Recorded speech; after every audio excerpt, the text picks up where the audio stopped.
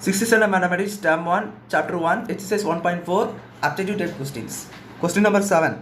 Number which on rounding off to the nearest 1000 gives 11,000.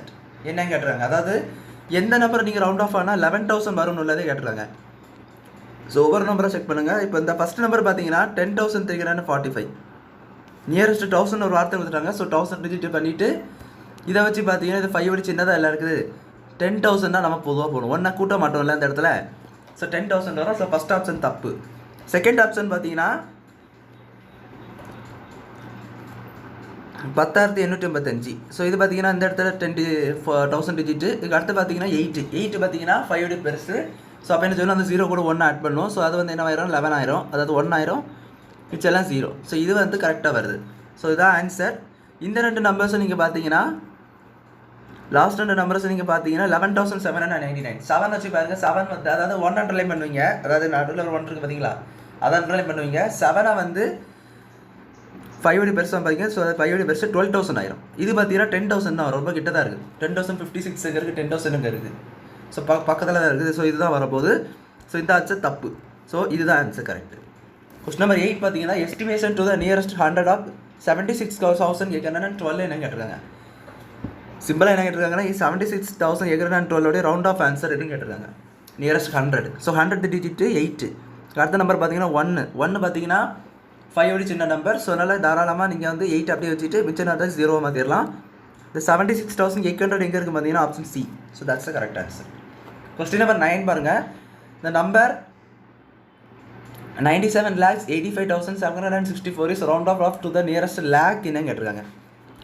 97,85,764. இதில் lakh டிஜிட்டை round of பண்ண வச்சுருக்காங்க, அதாவது லேக் டிஜிட் வச்சு ரவுண்ட் ஆஃப் பண்ணணும். ஸோ இந்த 8 வந்து என்ன வருது, 5 பெருசாக இருக்குது. ஸோ அப்போ என்ன பண்ணுவீங்க, இங்கே வந்து 1 ஆட் பண்ணுவீங்க, மிச்செல்லாம் 0 மாறும்.